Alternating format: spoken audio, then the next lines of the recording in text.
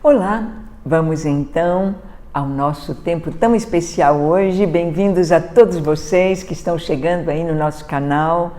Bem-vindos, boa noite a todos vocês. Que bom estarmos juntos.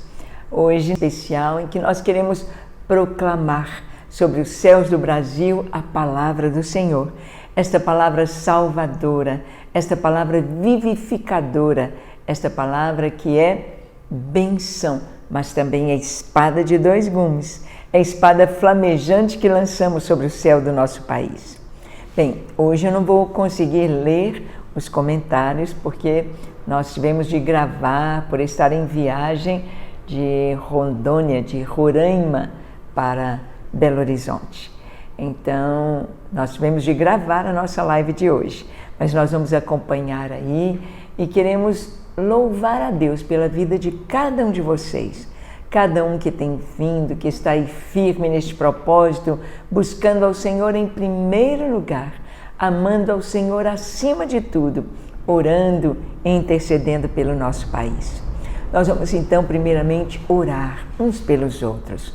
Você vai trazer ao Senhor os seus pedidos de oração, cura, libertação, questões financeiras, portas de emprego, seja o que for. Colocamos nossa família, nossa cidade, colocamos nas mãos do Senhor tudo aquilo que nós precisamos dele, pois dependemos de Deus 100%. Vamos então orar? Feche os seus olhos, curve a sua fronte, apresente ao Senhor as suas necessidades, os seus pedidos de oração e vamos orar. Pai, eis-nos aqui em Tua presença. Louvamos o Teu nome pela vida de cada irmão, cada irmã que está conosco nesta live, que está, ó Deus, ao vivo agora e aqueles, ó Deus, que estarão assistindo este vídeo depois. Seja a Tua bênção sobre cada um, sobre cada lar, sobre cada família. Derrama a Tua bênção, derrama a Tua graça, derrama o Teu amor, derrama, Deus, da Tua doce presença em cada lar. Tira tudo aquilo que não é Teu, tira tudo aquilo que não serve, que não presta, tira dos corações, tira do lar, da casa. E estabeleça-se a Tua glória, a Tua presença, a Tua alegria, a Tua paz. Abençoamos os casais, abençoamos, ó Deus, com toda sorte de bênçãos espirituais, para que haja harmonia, para que haja a Tua bênção, para que haja a Tua presença nas decisões, no que deve ser feito, sê com os Teus filhos.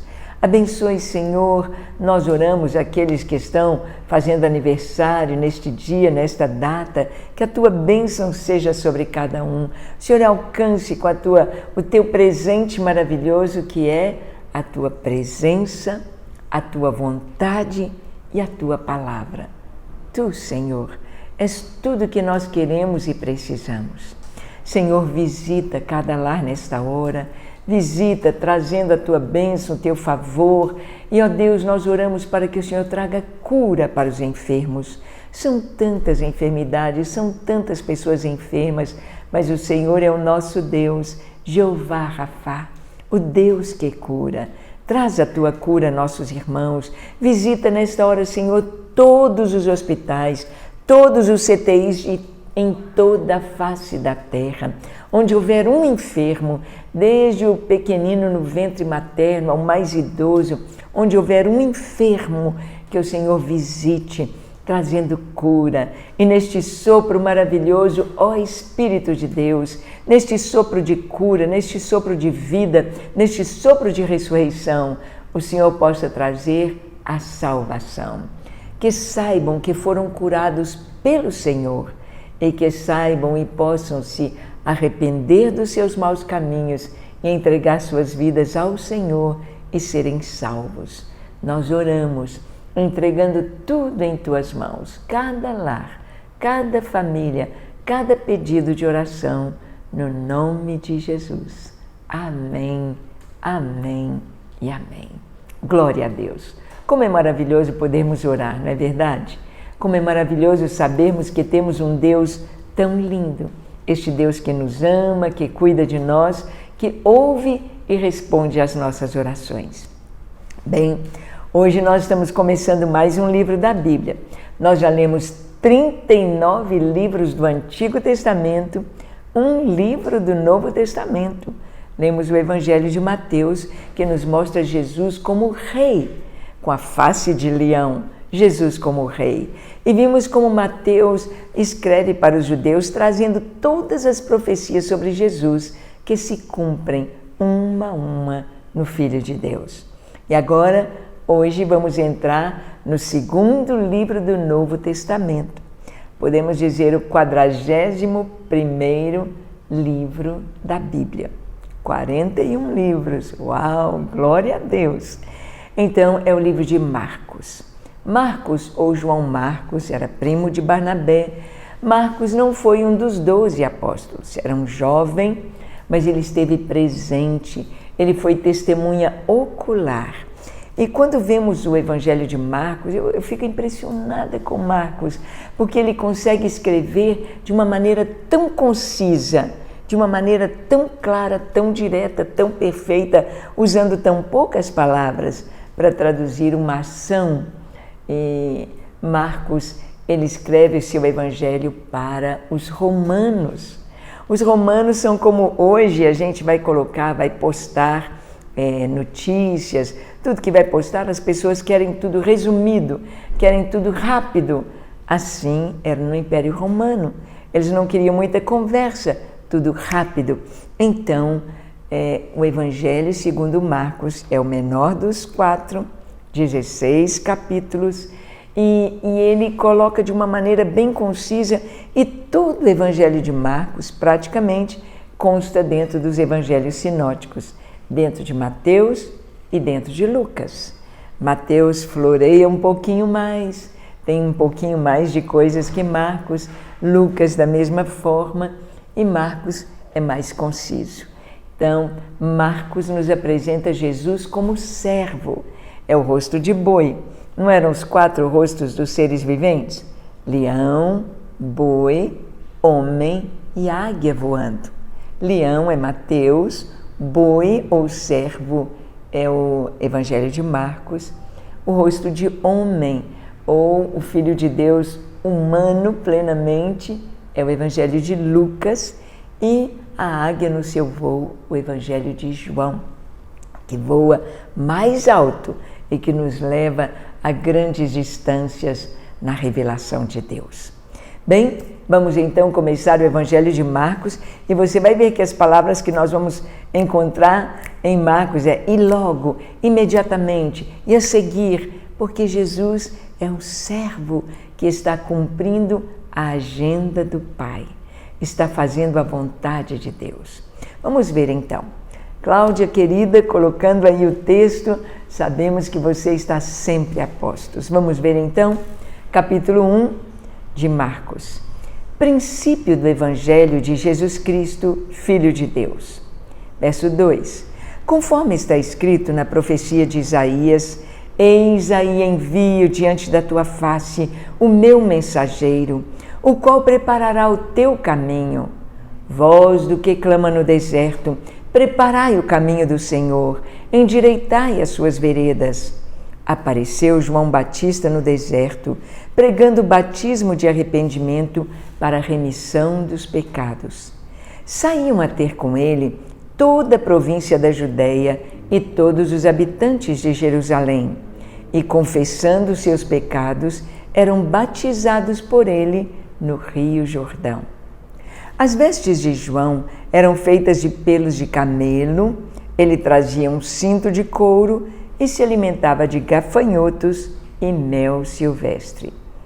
E pregava dizendo: após mim vem aquele que é mais poderoso do que eu, do qual não sou digno de, curvando-me, desatar-lhe as correias das sandálias. Eu vos tenho batizado com água, ele, porém, vos batizará com o Espírito Santo. Naqueles dias, veio Jesus de Nazaré da Galileia e por João foi batizado no Rio Jordão. Logo ao sair da água, viu os céus rasgarem-se e o Espírito descendo como pomba sobre ele. Então foi ouvida uma voz dos céus: Tu és o meu filho amado, em ti me comprazo. Vamos parar um pouquinho aqui no versículo 11. Vemos então o Evangelho de Marcos começando com João Batista. A pregação de João Batista de arrependimento, como João estava anunciando o reino dos céus, como João se vestia da maneira mais simples, com roupas de pelo de camelo e um cinto de couro. E João batiza Jesus. Os céus se abrem, o Espírito Santo desce sobre Jesus em forma corpórea de pomba e o Pai diz: Tu és o meu filho amado, em ti me comprazo. Agora vamos ver verso 12. E logo, olha aí, acabou de ser batizado, e logo o Espírito o impeliu para o deserto, onde permaneceu 40 dias, sendo tentado por Satanás. Estava com as feras, mas os anjos o serviam. Então, o primeiro ponto do ministério de Jesus, ele passou pelo Jordão, foi batizado, passou pela tentação no deserto por 40 dias, venceu Satanás, venceu a tentação, e agora Jesus vai para Galileia. Verso 14. Depois de João ter sido preso, foi Jesus para Galileia, pregando o evangelho de Deus e dizendo: O tempo está cumprido e o reino de Deus está próximo. Arrependei-vos e crede no evangelho. Caminhando junto ao mar da Galileia, viu 2 irmãos, Simão e André, que lançavam a rede ao mar, porque eram pescadores. Disse-lhes Jesus: Vinde após mim, e eu vos farei pescadores de homens. Então eles deixaram imediatamente as redes e o seguiram. Pouco mais adiante, viu Tiago, filho de Zebedeu, e João, seu irmão, que estavam no barco consertando as redes. E logo os chamou. Deixando eles no barco, seu pai Zebedeu com os empregados, seguiram após Jesus. Bem, é Jesus chamando pescadores, pessoas rudes, pessoas simples da Galileia, para serem seus discípulos, seguidores do Mestre. Pescadores de homens sereis, de homens sereis, de homens sereis. Pescadores de homens sereis, seguindo a mim, seguindo a mim, seguindo a mim. Muitas almas tu ganharás seguindo a mim. O Senhor nos chama, nós também, para sermos pescadores de homens. Amém? Vamos ao verso 21. Depois, olha aí, tá vendo? Logo agora, depois entraram em Cafarnaum e logo no sábado foi ele ensinar na sinagoga. Maravilhavam-se da sua doutrina, porque os ensinava como quem tem autoridade e não como os escribas. Não tardou que aparecesse na sinagoga um homem possesso de espírito imundo, o qual bradou: Que temos nós contigo, Jesus Nazareno? Vieste para perder-nos? Bem sei quem és, o Santo de Deus. Mas Jesus o repreendeu, dizendo: Cala-te e sai deste homem. Então o espírito imundo, agitando violentamente e bradando em alta voz, saiu dele. Todos se admiraram, a ponto de perguntarem entre si: Que vem a ser isso? Uma nova doutrina? Com autoridade, ele ordena os espíritos imundos e eles lhe obedecem? Então correu célere a fama de Jesus em todas as direções, por toda a circunvizinhança da Galileia. Verso 29. E saindo eles da sinagoga, foram com Tiago e João diretamente para a casa de Simão e André. A sogra de Simão achava-se acamada, com febre, e logo lhe falaram a respeito dela. Então, aproximando-se, tomou-a pela mão e a febre a deixou, passando ela a servi-los. Verso 32. À tarde, ao cair do sol, trouxeram a Jesus todos os enfermos e endemoniados. Toda a cidade estava reunida à porta e ele curou muitos doentes de toda sorte de enfermidades. Também expeliu muitos demônios, não lhes permitindo que falassem, porque sabiam quem ele era. Olha o verso 35.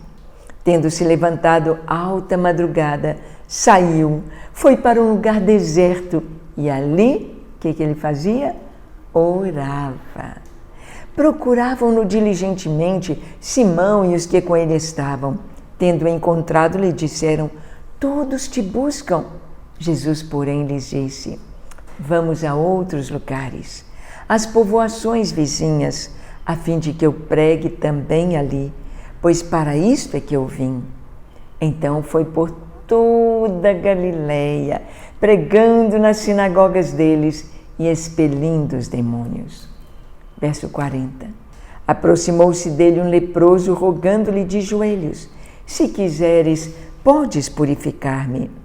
Jesus, profundamente compadecido, estendeu a mão, tocou e lhe disse: quero, fica limpo. No mesmo instante, lhe desapareceu a lepra e ficou limpo. Fazendo-lhe então veemente advertência, logo despediu e lhe disse: olha, não digas nada a ninguém, mas vai, mostra-te ao sacerdote e oferece pela tua purificação o que Moisés determinou, para servir de testemunho ao povo. Mas, tendo ele saído, entrou a propalar muitas coisas e a divulgar a notícia, a ponto de não poder mais Jesus entrar publicamente em qualquer cidade, mas permanecia fora, em lugares ermos, e de toda parte vinham ter com ele. Que lindo capítulo 1 de Marcos. Marcos, ele não preocupou de contar sobre o nascimento de Jesus, sobre a infância de Jesus, sua juventude. Marcos, ele já pegou Jesus sendo batizado e começando seu ministério. E Marcos, então, vem contando aqui os milagres, o que Jesus fez. Ele foi para Galileia e ele ali curou muitas pessoas. Ele começou já libertando o endemoniado em Cafarnaum. Ele cura a sogra de Pedro ali em Cafarnaum, e muitas curas. E o povo trouxe todos os seus enfermos, estavam ali, e Jesus curou a todos. Um leproso falou: se o senhor quiser, o senhor pode me limpar. E o leproso não podia tocar em ninguém. Em quem ele tocasse, a pessoa ficaria imunda. Jesus tocou nele. Jesus não ficou imundo, mas o leproso ficou limpo. E que coisa tão tremenda. Vamos ver mais curas, capítulo 2. Lançamos sobre os céus do Brasil o capítulo 1 de Marcos, para que Jesus, que é o mesmo ontem, hoje, será o mesmo eternamente, possa trazer cura ao nosso país, cura às pessoas que estão enfermas. Amém? Capítulo 2. Dias depois, entrou Jesus de novo em Cafarnaum e logo correu que ele estava em casa. Muitos afluíram para ali, tantos que nem mesmo junto à porta eles achavam lugar, e anunciava-lhes a palavra. Alguns foram ter com ele, conduzindo um paralítico, levado por 4 homens, e não podendo aproximar-se dele por causa da multidão, descobriram o eirado no ponto correspondente ao que ele estava. Fazendo uma abertura, baixaram o leito em que jazia o doente. Vendo-lhes a fé, Jesus disse ao paralítico: filho, perdoados estão os teus pecados. Mas alguns dos escribas estavam assentados ali e arrazoavam no seu coração: por que fala este blasfêmia? Por que fala ele deste modo? Isto é blasfêmia. Quem pode perdoar pecados senão um só, que é Deus? E Jesus, percebendo logo por seu espírito que eles assim arrazoavam, disse-lhes: por que arrazoais sobre estas coisas no vosso coração? Qual é mais fácil? Dizer ao paralítico: estão perdoados os teus pecados? Ou dizer: levanta-te, toma o teu leito e anda? Ora, para que saibais que o Filho do Homem tem sobre a terra autoridade para perdoar pecados, disse ao paralítico: eu te mando, levanta-te, toma o teu leito e vai para a tua casa. Então ele se levantou e no mesmo instante, tomando o leito, retirou-se à vista de todos, a ponto de se admirarem todos e darem glória a Deus, dizendo: jamais vimos coisa assim. Verso 13. De novo saiu Jesus para junto do mar e toda a multidão vinha ao seu encontro e ele os ensinava. Quando ia passando, viu a Levi, filho de Alfeu, sentado na coletoria, ele disse: segue-me. Ele se levantou e o seguiu. Verso 15. Achando-se Jesus à mesa na casa de Levi, estavam juntamente com ele e com seus discípulos muitos publicanos e pecadores, porque estes eram em grande número e também o seguiam. Os escribas dos fariseus, vendo comer em companhia dos pecadores e publicanos, perguntaram aos discípulos de Jesus: por que come e bebe ele com os publicanos e pecadores? Tendo Jesus ouvido isto, respondeu-lhes: os sãos não precisam de médico, e sim os doentes. Eu não vim chamar justos, e sim pecadores. Verso 18. Ora, os discípulos de João e os fariseus estavam jejuando. Vieram alguns e lhe perguntaram: por que motivo jejuam os discípulos de João e os dos fariseus, mas os teus discípulos não jejuam? Respondeu-lhes Jesus: podem, porventura, jejuar os convidados para o casamento enquanto o noivo está com eles? Durante o tempo em que estiver presente o noivo, não podem jejuar. Dias virão, contudo, em que lhe será tirado o noivo, e nesse tempo jejuarão. Ninguém costura remendo de pano novo em veste velha, porque o remendo novo tira parte da veste velha e fica maior a rotura.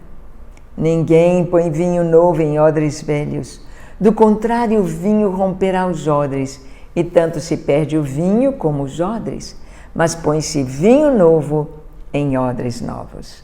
Vamos parar um pouquinho aqui. Jesus chama Levi, que é Mateus, para segui-lo. Ele deixa tudo. Levi devia ter uma casa rica, ganhava muito bem, chama Jesus para jantar. Jesus vem, os fariseus estão ali e ficam assustados de ver cheio de pecadores, publicanos, cheio de gente que não era os santos da nação, comendo com Jesus. E Jesus responde: eu não vim chamar os justos. Quem acha que é justo, quem acha que não peca, não, eu vim chamar os pecadores ao arrependimento. E aí Jesus explica: olha, se puser um vinho novo em odres velhos, e o odre era feito de couro, era curtido ali junto com o vinho, se o vinho novo vai fermentando dentro do odre velho, ele arrebenta o odre. Perde o odre, perde o vinho. Mas vinho novo em odres novos. Ou seja, quando Jesus entra na minha vida, entra na sua vida, é tudo novo. Nós nascemos de novo. Ele faz tudo novo. Não tem jeito de Jesus entrar na vida velha e tentar consertar a vida velha. Não vai consertar, vai arrebentar.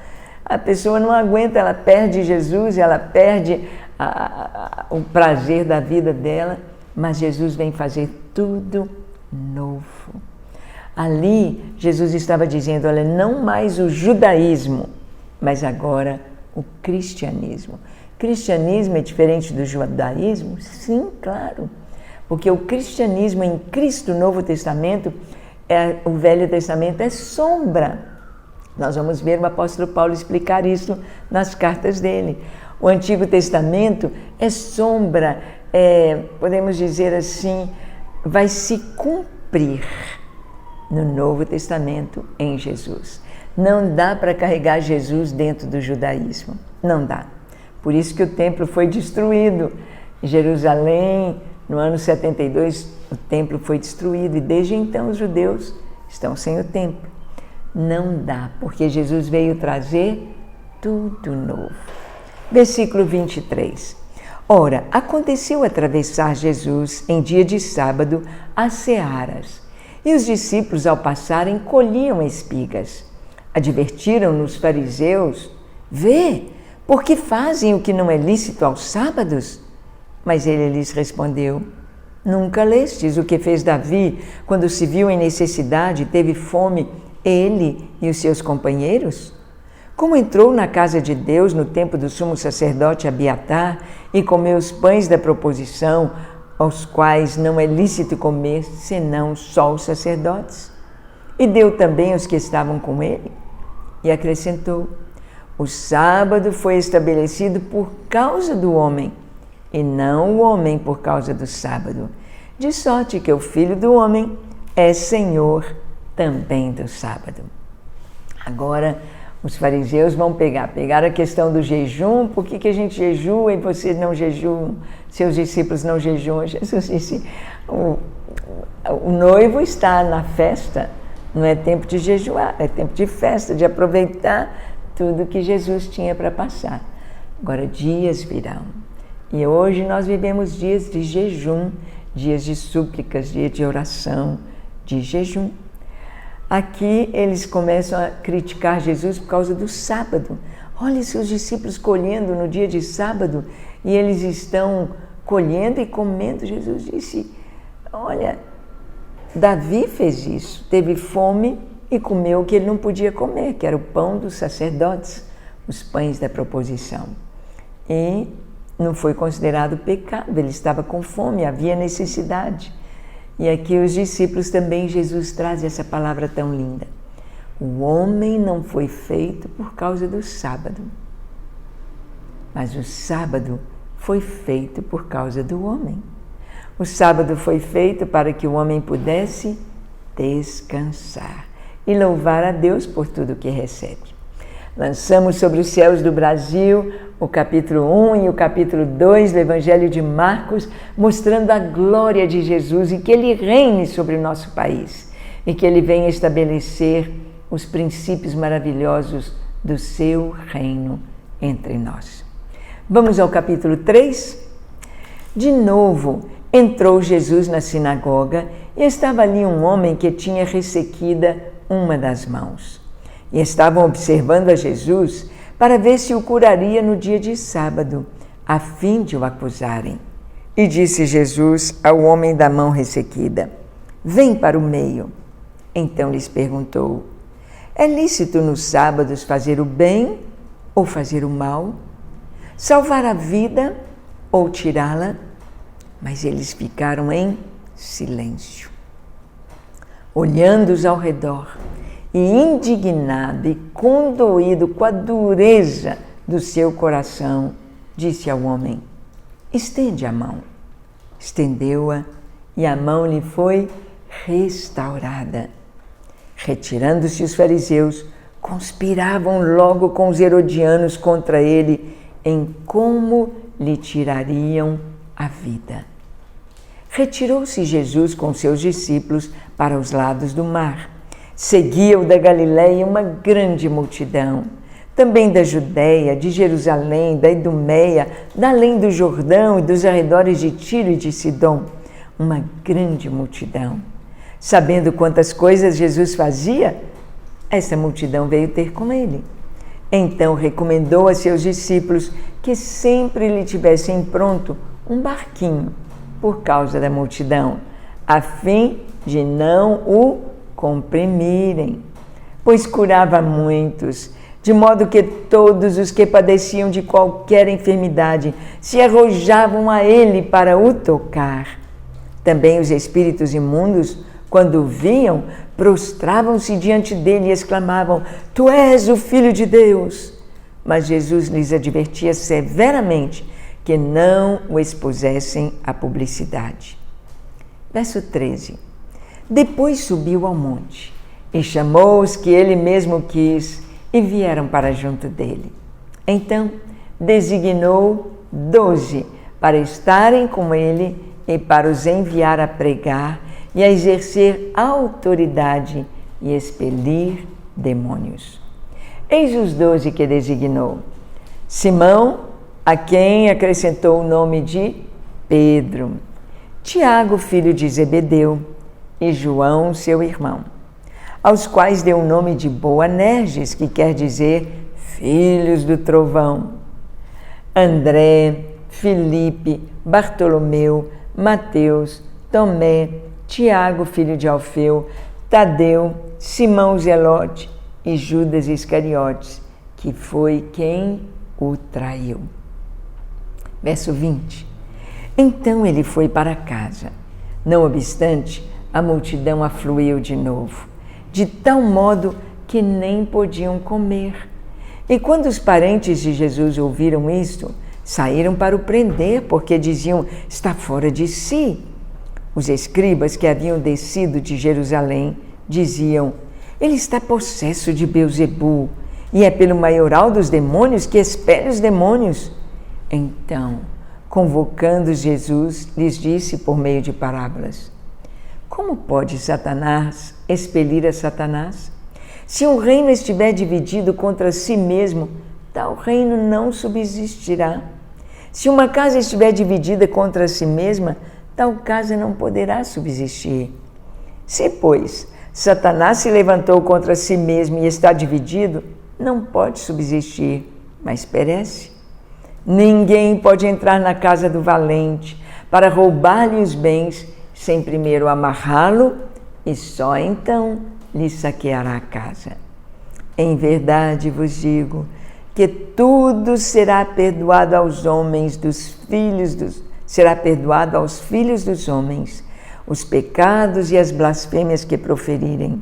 Mas aquele que blasfemar contra o Espírito Santo não tem perdão para sempre, visto que é réu de pecado eterno. Isto porque diziam: está possesso de espírito imundo. Vamos parar aqui um pouquinho. Jesus, então, são tantos milagres, é tanta coisa que ele está fazendo. Jesus despertou a inveja dos fariseus, dos escribas, daqueles que eram tidos como santos de Deus, e começaram a acusar Jesus e dizer que Jesus tinha demônio. Aí Jesus explica como que pode uma casa estar dividida. Se Satanás expulsa Satanás, olha, ele não vai subsistir, esse reino vai ser destruído. Verso 31. Nisto chegaram sua mãe e seus irmãos, e tendo ficado do lado de fora, mandaram chamá-lo. Muita gente estava sentada ao redor dele e lhe disseram: olha, tua mãe e teus irmãos e irmãs estão lá fora à tua procura. Então ele respondeu dizendo: quem é minha mãe e meus irmãos? E correndo um olhar pelos que estavam assentados ao redor, disse: eis minha mãe e meus irmãos. Portanto, qualquer que fizer a vontade de Deus, esse é meu irmão, irmã e mãe. Que coisa linda! A palavra de Deus não nos deixa dúvida de nada. Jesus aqui, ele estava querendo tirar todo o pensamento de priorizar Maria ou os irmãos de Jesus mais do que as outras pessoas. Nem o pastor, nem o apóstolo, nem o evangelista, nem o profeta, nem o mestre é maior que ninguém. Jesus disse: um só é o vosso Pai, um só é o vosso mestre, e vós todos sois irmãos. Todos, ninguém é privilegiado. Agora, lá na glória, o Senhor vai dar recompensas de acordo com o trabalho de cada um. E às vezes pessoas anônimas que nunca ouvimos falar vão se assentar à direita do Senhor no seu reino. O que eu e você precisamos fazer é amar ao Senhor acima de todas as coisas obedecer a sua palavra, obedecer aos seus ensinos e levar outros a Cristo, a conhecerem o Senhor. Amém? Bem, nós vamos agora orar pelo Brasil, mas não deixe de dar o seu like, não deixe de se inscrever no nosso canal e de ser um mantenedor deste ministério tão precioso. Temos os planos para o ano que vem de ir às nações, é necessário muitos recursos para fazer tudo o que nós precisamos, mas nós vamos juntos, você vai conosco, nós vamos caminhando e vamos cantando. Estou no caminho ao lar da glória, estou no caminho ao lar da glória, estou no caminho, estou no caminho, estou no caminho ao lar da glória. Verei Jesus quando eu chegar, verei Jesus quando eu chegar. Não vai ser maravilhoso? Aleluia! Mas queremos que a nação brasileira, as nações da terra e todos possam ouvir. Todos devem conhecer, todos devem conhecer, todos devem conhecer quem é Jesus. E por isso oramos, pregamos, arregaçamos as mangas e trabalhamos na obra e no reino do Senhor. Vamos então agora orar pelo Brasil. Tome a bandeira do Brasil ou o mapa do Brasil, ou ponha a mão sobre o seu peito como brasileiro. As outras nações que estão presentes, ore por essa nação, pela sua nação onde você está. E vamos orar ao Senhor. Feche seus olhos, vamos orar. Pai, eis-nos aqui junto com nossos irmãos para clamar a Ti em favor do Brasil. Tu conheces a nossa nação, Tu conheces as nossas necessidades, Tu conheces, ó Deus, e nós colocamos em Tuas mãos esta nação, cada brasileiro. Senhor, nós sabemos que para sermos abençoados necessitamos de perdão, de purificação, para que o Senhor encontre uma nação alinhada com a Tua vontade, para que chovam as Tuas bênçãos, a Tua justiça, a Tua paz, a Tua salvação sobre a nação brasileira. Nós nos identificamos então como Esdras, Neemias, como Daniel, orando em favor do Brasil. Nós nos identificamos com os pecados da nação e clamamos pelo Teu perdão.